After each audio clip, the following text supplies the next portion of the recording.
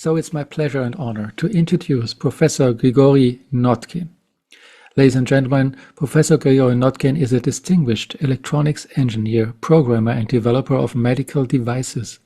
Professor Notkin's extensive experience as chief designer for diagnostic medical computerized systems for over 15 years has contributed significantly to the advancement of healthcare technology. Today, Professor Notkin will enlighten us with this presentation called The Importance of Differences Between People and Nations for the Unity of Humanity. So, this presentation will be in Russian. So, again, reminding you, there is simultaneous translation in English and French. Please know you can choose your language below on the lower bar. You can directly choose your language, pushing the globe button, and then you can choose your language. So we remind you that questions will be answered after the presentation. So please join me now in extending a warm welcome to Professor Grygorii Notkin. Please go ahead.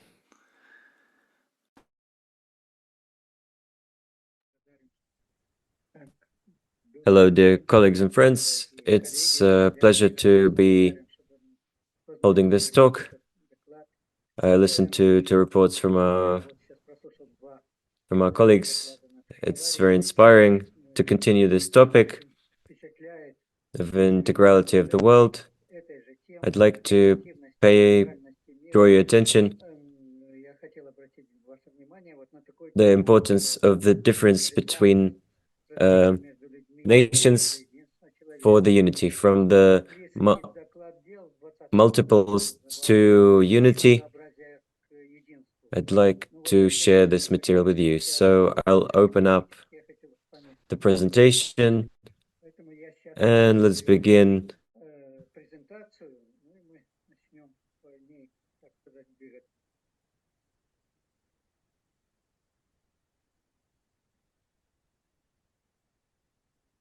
The first one.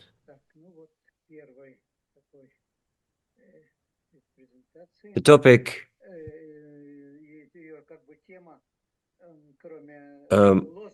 unity in variety is the most perfect form of unity. This the most difficult for the human ego to perceive. And this is the intro. Humanity is going through a deep systemic crisis that's described in the growth of international and intranational conflicts, the danger of nuclear war, global ecological problems, and other challenges. Maybe experts think that to overcome these dangers, we can only by uniting the efforts of the international community. But on the way of this unity, there are deep civilizational, ethnical, religious, and other differences between nations and cultures. The nature of human ego gets in the way of this form of unity, in which the interests of many different such nations and countries are taken into consideration. But there are opportunities to overcome all these obstacles. The difference between people and nations shouldn't be looked at as obstacles on the way to group universal human solidarity. Furthermore, the recognition and respect of the multiplicity, and it's gone now, sorry.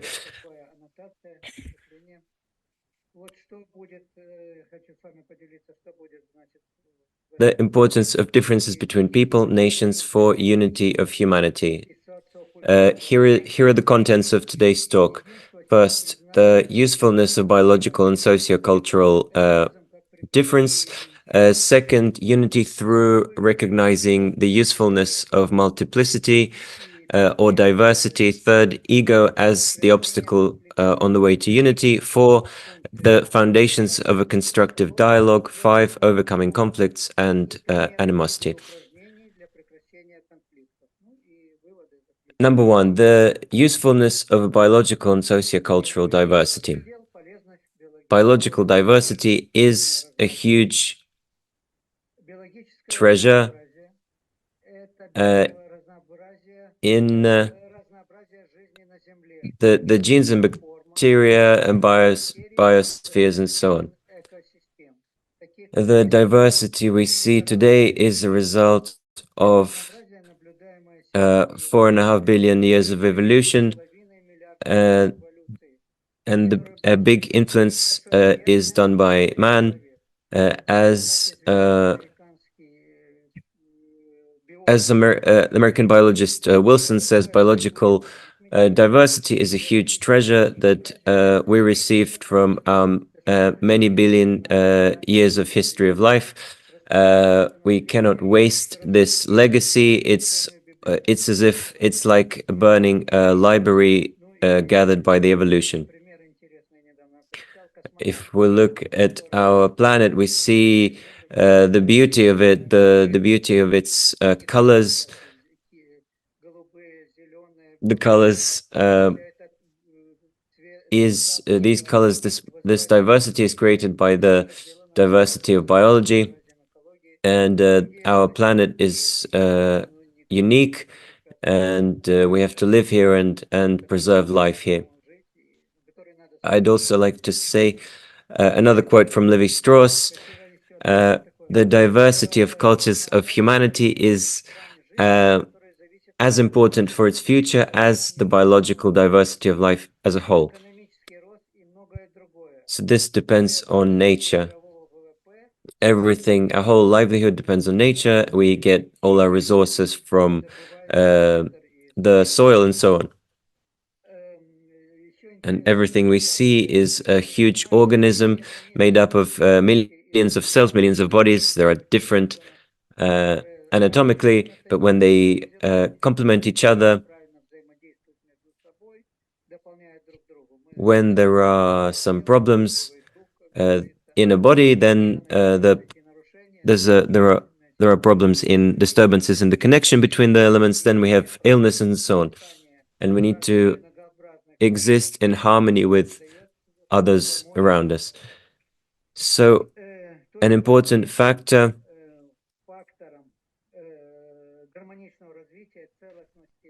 is the connection between the links in a chain, but under the condition that they complement each other and work together.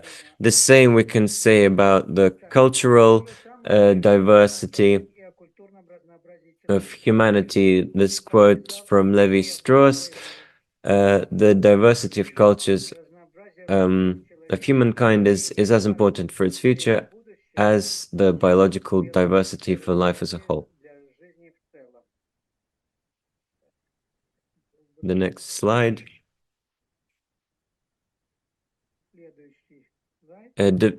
Destroying any national culture harms humanity. Each nation adds its part to the general humanity. There is this expression, humanity is not a herd of sheep, but it's a part of the whole body, the body of humanity. In unity is the strength, is in in diversity is the welfare. Maria Theresa said, reaching this ideal is only possible through diversity. The famous scientist Martin Buber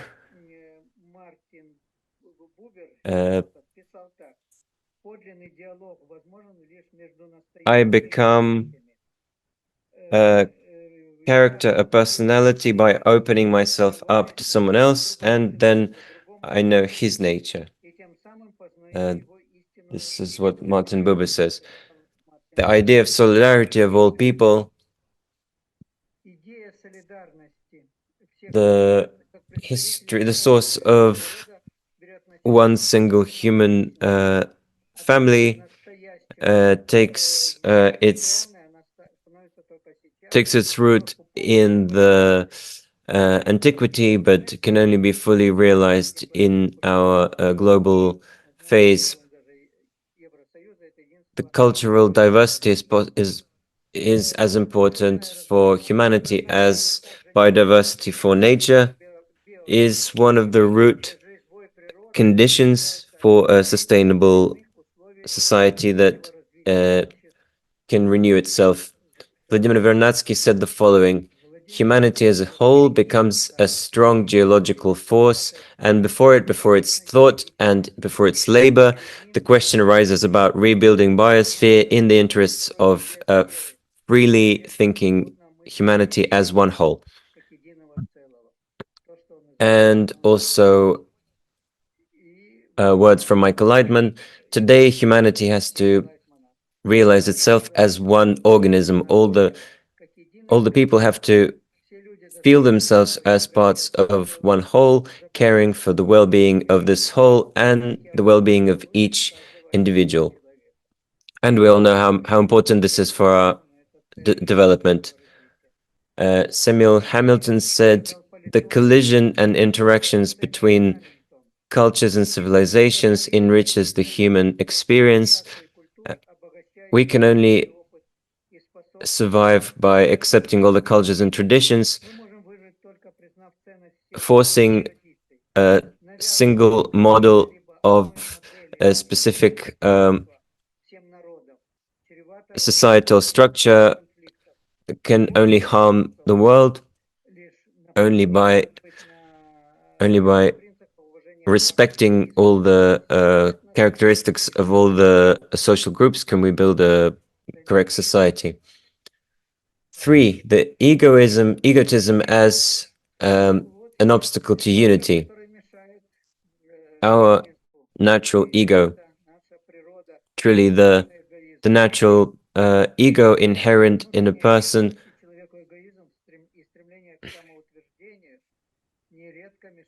prevents from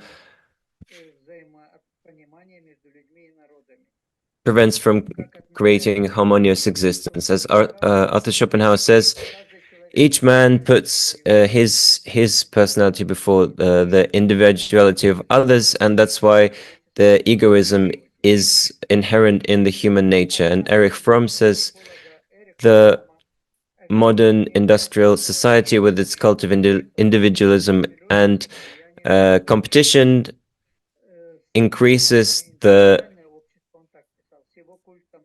primary inherent narcissism that exists in man.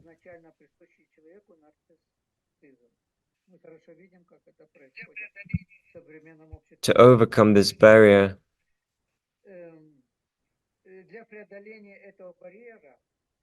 Erich Fromm called upon a change from ego to altruism and solidarity of all people. The Russian philosopher Fyodorov had a similar idea, overcoming the ego and understanding the interest of humanity. And this is achieved by respecting diversity.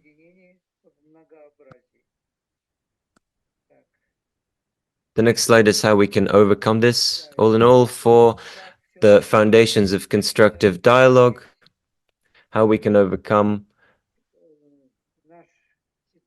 our differences. The foundations of constructive dialogue, as Martin Buber said, we already mentioned him. Respect in another, his individuality, this sacred essence that is realized in a live conversation between you and I. Only on this way is it possible to reach true closeness. Psychologist Karl Popper said the following: we have to try and understand the point of view of our opponent as well as he understands it himself. And Marshall Rosenberg said the following: in the method of non-violent interaction, as Gandhi did it, only on this foundation the search for common solutions is possible. The next section, overcoming conflicts and animosity. In order to overcome conflicts, we have to stop judging the other. This is very hard. Our ego functions in a way that it unconsciously is always looking for flaws in others, but in oneself, in his family and his friends, he seeks justification. So this separation between someone who is close to someone and someone who's a foreigner, who's a stranger, is the split here. Nelson Mandela says, if you want to make the first step to making peace with an enemy, you have to understand that both parts will lose something. And Mahatma Gandhi says the preparedness to make mutual concessions defines the ability to solve any conflict or argument without violence. Erich Fromm says, through mutual concessions, we can come to agreement. And here there are some powerful tools. We want to talk about a mechanism that allows different people to join their diversity and even opposite views is the discussion in round circles. Here are the rules of round circles that lead to mutual concessions.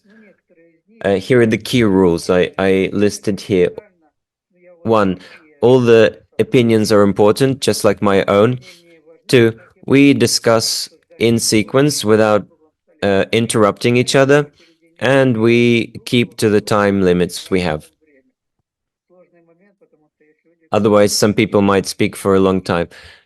3. We do not express disagreement or our negative view about other points of view. We don't argue, and we just add our opinion, our point of view, and just explain why.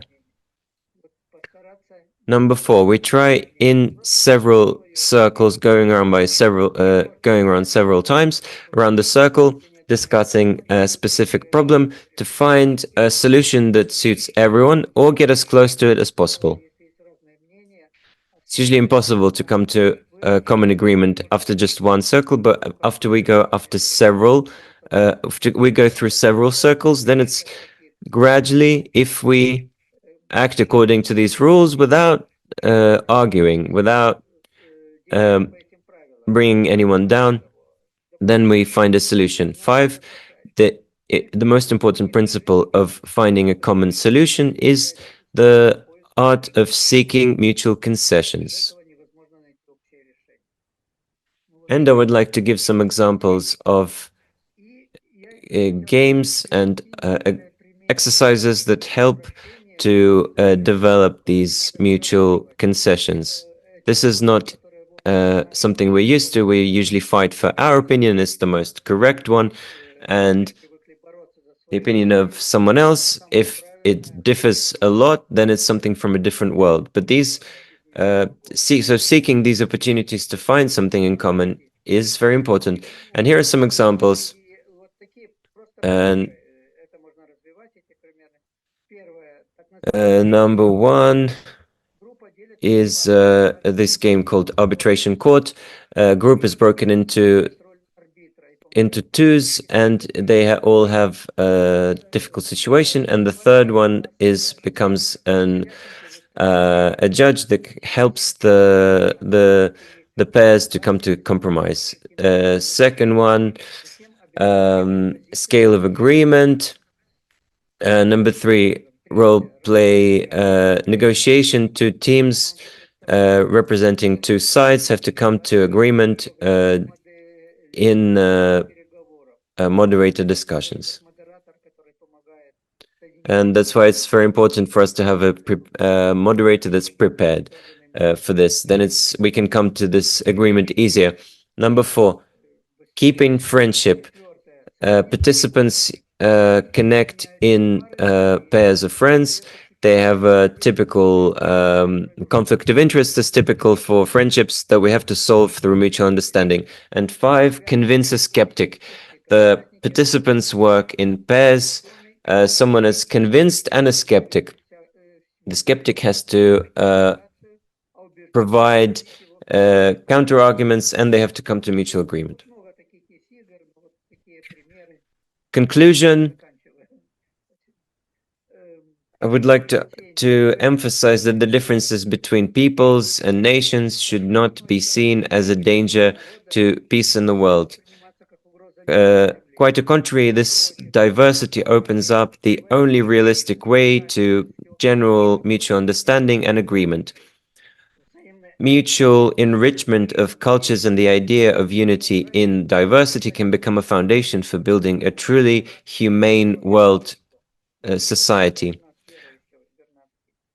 One of the important elements of forming such a worldview that leads to unity is the system of integral education that's been developed.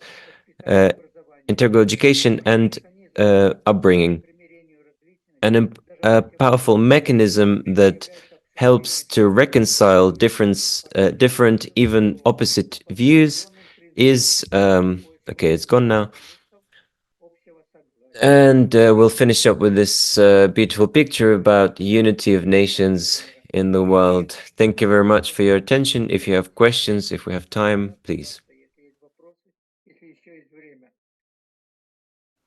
Wonderful. Thank you so much, dear Professor Grygorii Notkin, for this insightful presentation and inviting us to such a deep reflection. And we will have some time now for questions. So please, if you are in the room here, you can raise your hand. I remind you again, you can go to reaction to the lower bar. There is the emoji, smiley. You push it, new window opens. You can see there is a button raising hand, like just I'm doing this. So you can do this if you want to raise a question here live in Zoom. But there's also the possibility to raise questions written in the Zoom chat, also in the YouTube chat. So at this point, I don't see questions here in the room.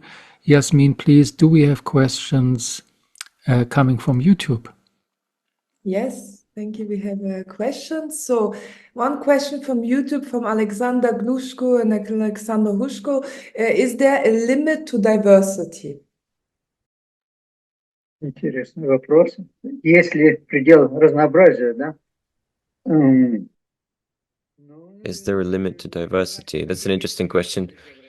All in all, there's probably a limit to diversity. Even though we see the extent to which different people in the world exist, different nations, different cultures, ideologies, religions, and this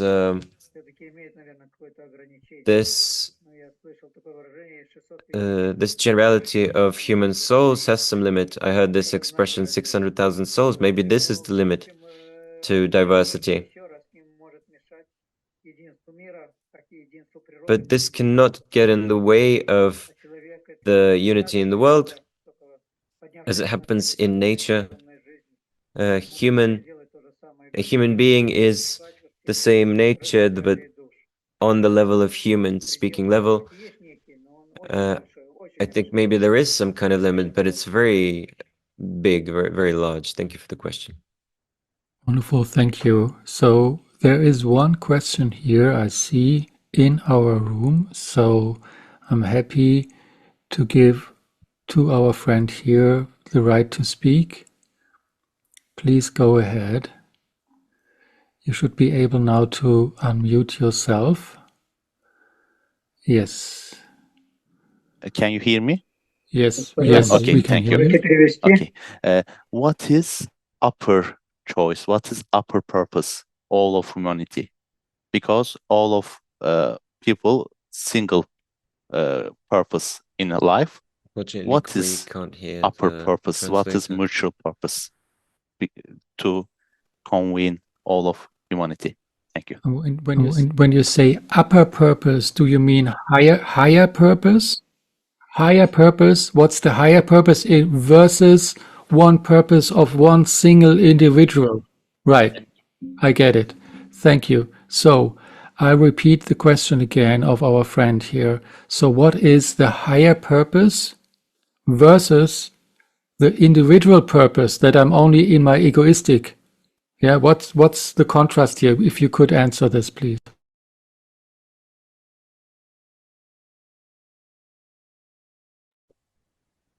Да, спасибо, хороший вопрос. Именно этому и посвящена. Thank you. Great question. This is actually exactly the thing this method of integral education is dedicated to, because our goal is our natural egotistic nature. It doesn't really strive for this kind of state of solidarity and unity, but everything that's happening in the world, good and bad, there isn't only one good or bad, there is good and bad. Everything we see throughout the ages, centuries, how much the nations, countries, and groups of countries are uniting, and we've reached the level of globalization that's for now goes through a period of problems and conflicts, but all in all, humanity is developing, and the final goal is the unity of the world in all its diversity and keeping all the cultural forms in place, and this is a way to a harmonious humanity.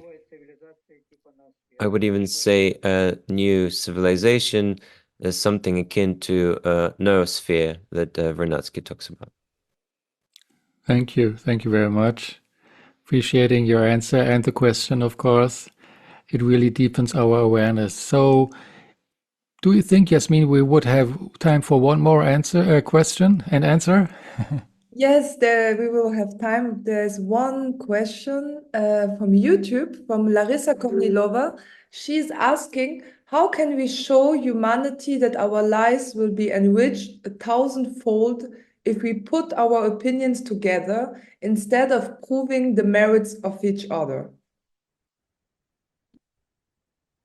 Beautiful. Maybe you can read it again because to really take it in. Yes, I will read again. So from YouTube, Larissa Kornilova is asking, how can we show humanity that our lives will be enriched 1,000-fold if we put our opinions together instead of proving the merits of each other? Спасибо. Прекрасный вопрос. Thank you. Beautiful question.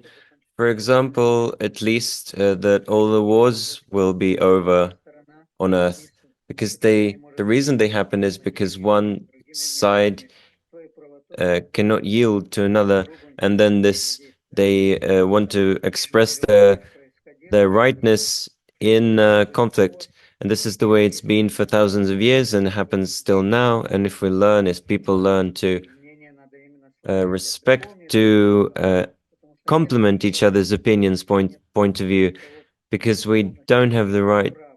It's not that anyone is completely wrong. It's just that ego limits the vision of a nation and so on.